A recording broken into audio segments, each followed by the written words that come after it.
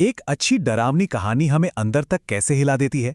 आज हम एक ऐसी ही शॉर्ट हॉरर स्क्रिप्ट के हर हिस्से को परत दर परत खोलकर देखेंगे, ये समझने के लिए कि डर को कैसे बुना जाता है और कहानी कहने की कला असल में है क्या। क्योंकि जो कोई भी उसे आखिरी स्टॉप तक ले जाता है वो कभी वापस नहीं लौटता।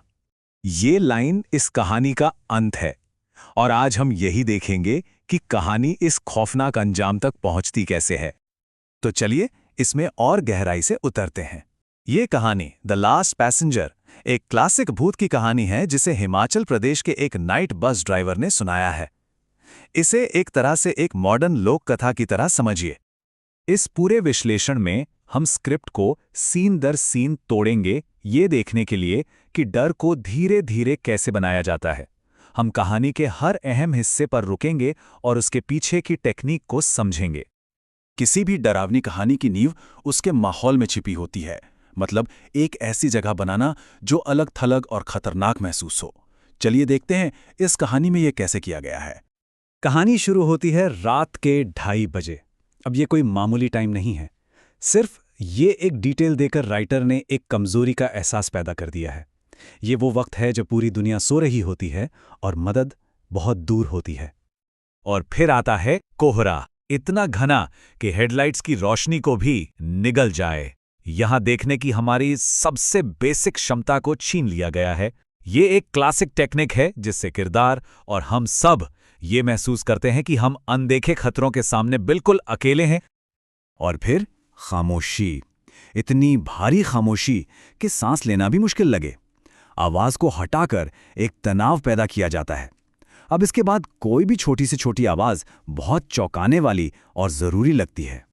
तो इन सभी चीजों को मिलाकर जो टेक्निक बनती है उसे कहते हैं आइसोलेशन, यानी अलगाव।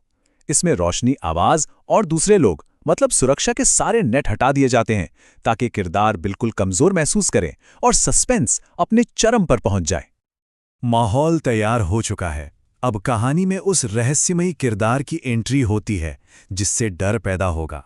चलिए देखते हैं कि कैसे हमारी रोजमर्रा की उम्मीदों को तोड़कर एक बेचैनी पैदा की जाती है। यहीं पर कहानी एक अजीब सी बेचैनी पैदा करना शुरू करती है। एक आम पैसेंजर से क्या उम्मीद होती है? वो ड्राइवर से बात करेगा, किराया देगा, अपनी मंजिल बताएगा। लेकिन यहां क्या होता है?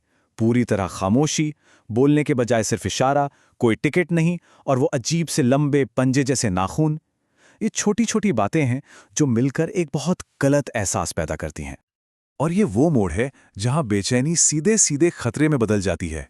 एक बार उसने उसे सीधे शीशे में देखते हुए पाया, मुस्कुराते हुए। लेकिन वो कोई आम मुस्कान नहीं थी, एक खिंची हुई, ठंडी, नामुमकिन सी मुस्कान। अब वो सिर्फ एक अजीब पैसेंजर नहीं है, बल्कि एक सचेत, परेशान करने वाली मौजूदगी है। अब कहानी तनाव से आगे बढ़कर आतंक की ओर जाती है। ये क्लाइमैक्स का वक्त है और हम इसके हर हिस्से को बारीकी से समझेंगे। उसके गायब होने की घटना को बहुत चालाकी से 3 स्टेप्स में दिखाया गया है। पहला स्टेप, आवाज, बस के अंदर धीमे कदमों की आवाज। दूसरा स्टेप, नजर, ड्राइवर शीशे में देखता है और सीट खाली है। और तीसरा स्टेप, सबूत, खिड़की पर एक जमा हुआ बर्फीला सफेद हाथ का निशान। ये तीनों मिलकर इस बात की पुष्टि करते हैं कि ये कोई वहम नहीं था, बल्कि एक अलौकिक घटना थी। अच्छी डरावनी कहानियों में अक्सर एक बैक स्टोरी होती है, उस डर के पीछे की कहानी जो इन घटनाओं को समझाती है और कहानी के दांव को और भी बड़ा कर देती है। पुलिस अफसर के ये शब्द, तुमने शिमला रोड की आखिरी सवारी को बिठाया था, इस बात की ऑफिशियल पुष्टि करते हैं कि ये कोई अकेली घटना नहीं है। ये तो एक जानी मानी जानलेवा किंवदंती है। अब ड्राइवर का डर सिर्फ उसका अपना नहीं रहा। तो इस किंवदंती के नियम क्या हैं? देखिए, 10 साल पहले उसी जगह पर एक सफेद शॉल वाली औरत की एक एक्सीडेंट में मौत हो गई थी। तब से उसका भूत बार बार अपने घर पहुंचने की कोशिश में दिखाई देता है। और आखिर में अभिशाप, जो भी ड्राइवर उसे उसकी मंजिल तक ले जाता है वो कभी वापस नहीं आता। ये कहानी को एक इतिहास और एक ऐसा तर्क देता है जिससे बचना नामुमकिन है। और कहानी का सबसे क्रूर मोड़ यही है। खतरा उस भूत को देखने में नहीं है, बल्कि उसकी मदद करने में है। दया का एक छोटा सा काम ही उस जानलेवा अभिशाप को शुरू कर देता है। ये बात कहानी को और भी ज्यादा दुखद और डरावना बना देती है। तो चलिए अब आखिरी विश्लेषण पर चलते हैं और ये समझते हैं कि ये कहानी हमारे दिमाग पर इतना गहरा असर आखिर डालती क्यों है। तो इस कहानी में डर के मुख्य तत्व क्या हैं? सबसे पहले, अज्ञात का डर। उसके इरादे क्या हैं, कोई नहीं जानता। दूसरा, एक सुरक्षित जगह का उल्लंघन। एक बस एक जाल बन जाती है। इसके साथ आती है लाचारी। ड्राइवर अकेला है।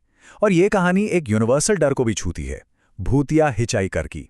और अंत में एक ऐसा अतीत है जिससे कोई भाग नहीं सकता, एक त्रासदी जो हमेशा दोहराती रहती है। कभी-कभी एक खाली सड़क को किंवदंती और डर की जगह में बदलने के लिए सिर्फ एक दमदार कहानी ही काफी होती है। और ये हमें एक सवाल के साथ छूट जाता है, हम ऐसी कहानियां सुनाते ही क्यों हैं जो आगे की राह को खौफनाक बना देती हैं? शायद ये कहानियां हमें सिर्फ अनजान से सावधान नहीं करती, शायद ये हमें याद दिलाती हैं कि कभी-कभी सबसे खतरनाक चीज दया का एक छोटा सा काम भी हो सकता है।